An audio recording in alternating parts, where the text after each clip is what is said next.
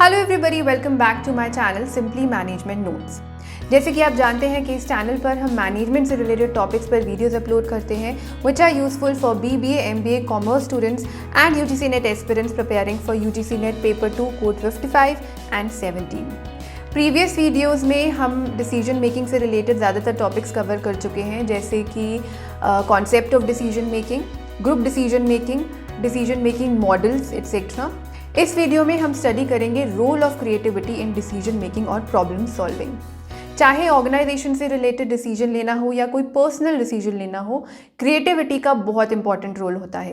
एक अच्छे decision maker की यही पहचान होती है कि वो क्रिएटिव एंड नोवेल आइडियाज सोचता है उन प्रॉब्लम्स के लिए जो यूनिक हैं, नॉन रिपीटेटिव हैं, जिनके लिए नोन आइडियाज़ अवेलेबल नहीं हैं, जिनके लिए प्री डिफाइंड सॉल्यूशंस अवेलेबल नहीं हैं। Problems which require fresh approach and imaginative thinking for their solution. किसी भी प्रॉब्लम का कोई सिंगल सोल्यूशन नहीं होता है. There is always a better way of doing things. Creativity helps in generating new ideas that help in taking final decision. Therefore, creativity improves the quality of decisions. और जब decisions group में लिए जाते हैं तो ज़्यादा क्रिएटिव आइडियाज़ निकल कर आते हैं. So group decision making is an important source of creativity. Creative thinking को डाइवर्जेंट थिंकिंग या लेटरल थिंकिंग भी कहा जाता है. Now let's have a look at process of creativity. Creative process में 5 स्टेप्स होते हैं. अलग अलग बुक्स में अलग अलग स्टेप्स दिए हैं. कुछ बुक्स में 5 स्टेप्स दिए हैं, कुछ बुक्स में 4 स्टेप्स दिए हैं. हम 5 स्टेप्स स्टडी करेंगे और वो स्टेप्स कौन कौन से हैं? Saturation, preparation, incubation, illumination, verification. Now let's study the steps one by one. First step है सैचुरेशन. सैचुरेशन मतलब पूरी तरह से अपने आप को इमर्स करना प्रॉब्लम में. For a manager it is essential that he is thoroughly conversant with the problem on hand. Conversant मतलब किसी चीज़ के बारे में नॉलेज होना. मैनेजर को एक्चुअल प्रॉब्लम के बारे में पता होना चाहिए, तभी वो प्रॉब्लम डिफाइन कर पाएगा, तभी उस प्रॉब्लम की इम्पोर्टेंस समझ में आएगी. Then only he can analyze its relationship with other segments of business. जितना ज़्यादा मैनेजर प्रॉब्लम के बारे में जानेगा, जितना क्लैरिटी उसके माइंड में होगी कि एक्चुअल प्रॉब्लम है क्या, उतने बेटर तरीके से वो अपने आप को प्रिपेयर कर पाएगा उस प्रॉब्लम को सॉल्व करने के लिए. ये होती है saturation phase. Next stage is preparation.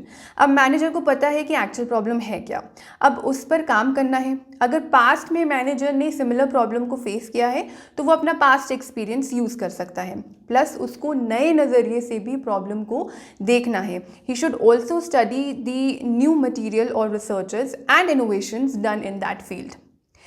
Creative ideas एकदम से नहीं आते हैं, उसके लिए भी प्रिपरेशन करनी पड़ती है, टाइम लगता है, कभी कभार कुछ मिनट, कुछ घंटे, हफ्ते, महीनों या साल. तो प्रिपरेशन एक इंटरनल प्रोसेस भी है where manager thinks deeply to generate ideas, as well as external process भी है जहां वो नेसेसरी डेटा, रिसोर्सेज, मटेरियल्स इकट्ठा करता है. He may consult some experts also. Next stage is incubation. Incubation मतलब अनकॉन्शियस प्रोसेसिंग ऑफ प्रॉब्लम. मतलब इस स्टेज में एक्चुअल टास्क से अटेंशन डाइवर्ट कर दी जाती है कुछ समय के लिए किसी और चीज़ पर. फॉर एग्जाम्पल, आप पजल सॉल्व करने की कोशिश कर रहे हो और फिर आप बीच में ब्रेक लेकर कुछ और करने लग जाते हो. मान लो आप टीवी देखने लग जाते हो या म्यूज़िक सुनने लग जाते हो. उसके बाद जब आप दोबारा आते हो पजल सॉल्व करने के लिए और आपके दिमाग में इंस्टेंटली एक सोल्यूशन आता है after not thinking about the puzzle for some time. तो जब प्रिपरेशन स्टेज में कोई सॉल्यूशन नहीं मिलता है तो मैनेजर कुछ टाइम के लिए ब्रेक लेता है और बाकी एक्टिविटीज़ में अपने आप को एंगेज करता है, सम सॉर्ट ऑफ एंटरटेनमेंट में भी. बट उसके सबकॉन्शियस माइंड में वो प्रॉब्लम रहती है जिसके बारे में वो अवेयर नहीं होता है. So in this phase, mind will work subconsciously to create new ideas.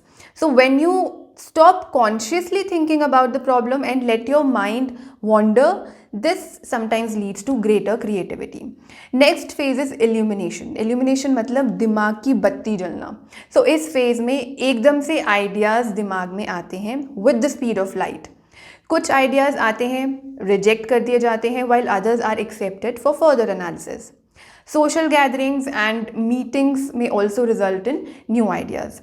और इस स्टेज के बाद मैनेजर को या किसी भी क्रिएटिव पर्सन को थोड़ा रिलीफ मिलता है, सेटिस्फेक्शन मिलती है, क्योंकि अब उसको पता है कि उसके पास आइडियाज़ हैं, सॉल्यूशंस हैं। बस उन आइडियाज़ की फिजिबिलिटी चेक करनी है कि वो आइडियाज़ यूज़फुल है, रीजनेबल है, सक्सेसफुली अप्लाई किए जा सकते हैं या नहीं। Last step is verification. इस फेज़ में आइडिया को वेरीफाई किया जाता है, मॉडिफाई किया जाता है और अप्लाई किया जाता है। The idea is brought to life and is shared with others. Ideas को यहाँ टेस्ट किया जाता है ऑब्जर्वेशन के थ्रू, एक्सपेरिमेंट्स के थ्रू, एक्सपीरियंस के through. Mathematical models are used. अगर आइडिया फिजिबल है, इम्प्लीमेंट किया जा सकता है तो इम्प्लीमेंट किया जाएगा। अगर इम्प्लीमेंट नहीं किया जा सकता then it's of no use. तो ये कुछ स्टेप्स हैं क्रिएटिव डिसीजन मेकिंग प्रोसेस के। So this was all about creative decision making. I hope आपको ये वीडियो अच्छी लगी हो, यूज़फुल लगी हो। अगर आपको ये वीडियो अच्छी लगी हो तो please like, share and subscribe. You can also follow us on Facebook and Instagram. और अगर आप इस टॉपिक पर स्टडी मटीरियल चाहते हैं then you can visit our website also. I have shared the link of the website in the description box. Video के end में कुछ MCQs हैं जो कि कॉम्पिटिटिव एग्जाम्स में पूछे जा सकते हैं, वो आप एक बार ज़रूर देख लीजिएगा। Thank you for watching.